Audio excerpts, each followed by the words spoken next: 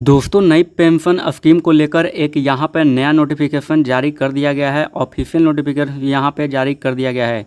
Cabinet को यहाँ पर मंजूरी दे दी गई है न्यू पेंशन स्कीम को लेकर। यहाँ पर देख सकते हैं फ्रेंड्स कि यहाँ पर सरकारी कर्मचारियों के लिए नई स्कीम का ऐलान। अब एनपीएस की जगह एकीकृत पेंशन योजना का यहाँ पे दिया जाएगा। यहाँ पर देख सकते हैं फ्रेंड्स कि यहाँ पर जो है सरकार ने नई पेंशन स्कीम की जगह अब सरकारी कर्मियों के लिए यूनिफाइड पेंशन स्कीम यानी कि यूपीएफ एकीकृत पेंशन योजना लॉन्च करने का फैसला किया है। केंद्रीय कैबिनेट की बैठक में इसे लेकर सहमति यहाँ पर बनी हुई है।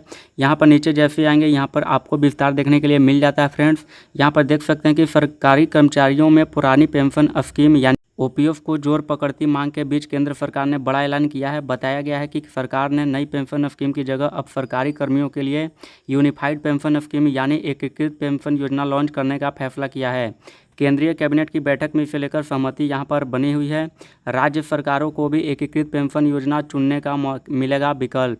उसके बाद यहाँ पर देख सकते हैं नीचे यहाँ पर प्रधानमंत्री नरेंद्र मोदी की अध्यक्षता में केंद्रीय मंत्रिमंडल ने शनिवार को एकीकृत पेंशन योजना यूपीएफ को मंजूरी यहाँ पर दे दी गई है, जिसका उद्देश्य सरकारी कर्मचारियों को सुनिश्चित पेंशन, पारिवारिक पेंशन और सुनिश्चित न्यूनतम पेंशन प्रदान करना है।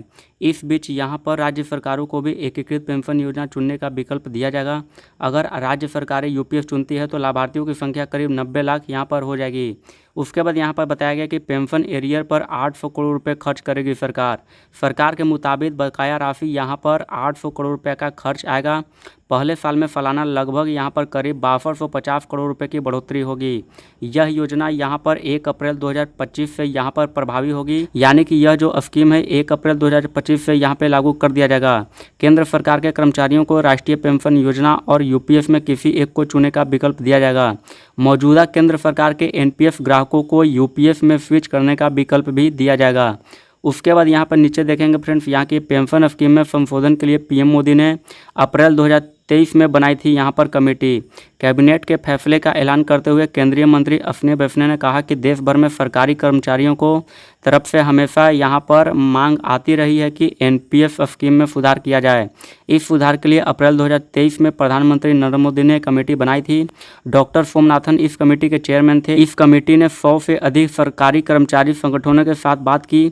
करीब यहाँ पर सभी राज्य के साथ यहाँ पर इस कमेटी ने बात की। राज्य सरकारों के कर्मचारियों के संगठनों को भी तरजीह दी गई। पीएम ने इस विषय को गंभीरता से लिया था। कमेटी की सिफारिश के आधार पर सरकार ने एकीकृत पेंशन स्कीम को यहाँ पर मंजूरी दे दी गई है। यहाँ पर देख सकते हैं फ्रेंड्स कि एकीकृत पेंशन योजना यानी कि ओपीएफ से जुड़ी यहाँ पर खास बात बताया गया है। यहाँ पर सबसे पहले बताया गया कि पेंशन की सुनिश्चित राशि 25 वर्ष की न्यूनतम सेवा के लिए सेवानिवृत्ति से पहले अंतिम 12 महीनों में प्राप्त औसत मूल वेतन का यहाँ पर 50% न्यूनतम पेंशन के रूप में मिलेगा। उसके बाद यहाँ पर बताया गया कि 10 वर्ष की सेवा तक कम सेवा के लिए अनुपातिक राशि यहाँ पर पेंशन के रूप में मिलेगी।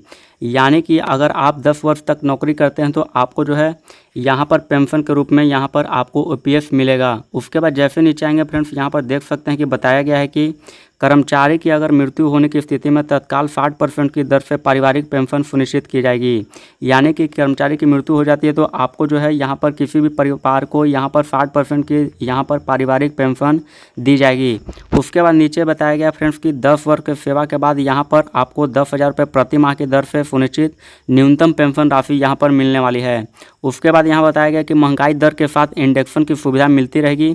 सुनिश्चित पेंशन, सुनिश्चित पारिवारिक पेंशन और सुनिश्चित न्यूनतम पेंशन पर महंगाई इंडेक्स यहाँ पर समायोजन की सुविधा भी यहाँ पर मिलेगी।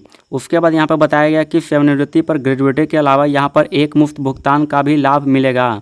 उसके बाद नीचे यहाँ पर बताया गया कि 6 महीना की सेवा के लिए यानी कि वेतन प्लस डीए की 10% का रकम यहाँ पर एक मुफ्त भुगतान होगा। यानी अगर किसी की 30 साल की सर्विस है तो उसे 6 महीने की सेवा के आधार पर एक मुफ्त भुगतान यानी कि यहाँ पर दिया जाएगा। उसके बाद बताया गया कि फ्रेंड्स इस भुगतान में सुनिश्चित पेंशन की मात्रा कम नहीं होगी। यानी कि इस पेंशन स्कीम में आपको जो है भुगतान कम नहीं मिलेगी। उसके बाद यहाँ पर बताया गया फ्रेंड्स कि 23 लाख कर्मचारियों को फ़ायदा मिलेगा। एनपीएफ और यूपीएफ का विकल्प यहाँ पर बताया गया है। केंद्र सरकार के 23 लाख कर्मचारियों को इसका फ़ायदा मिलेगा। कोई एनपीएस में रहना चाहे तो उसमें रह सकता है। अगर यूपीएस अपनाना चाहे तो इसका विकल्प चुन सकता है। राज्य सरकारें भी इस संरचना को चुन सकती है। अगर राज्य सरकार के कर्मचारी इसमें शामिल होते हैं तो 90 लाख कर्मियों को इसका फ़ायदा मिलेगा। तो फ्रेंड्स, सरकारी कर्मचारियों के लिए बहुत बड़ी खुशखबरी निकल कर आ चुकी है। न्यू पेंशन स्कीम यहाँ पर 1 अप्रैल 2025 से लागू कर दिया जाएगा। तो आई होप ये वीडियो आप सभी लोगों को पसंद आया होगा। वीडियो पसंद आए तो वीडियो को लाइक कीजिए, चैनल को जरूर सब्सक्राइब कीजिए और इस वीडियो को आप ज़्यादा से ज़्यादा शेयर कीजिए। तो चलिए दोस्तों, नेक्स्ट वीडियो मिलते हैं, तब तक के लिए जय हिंद।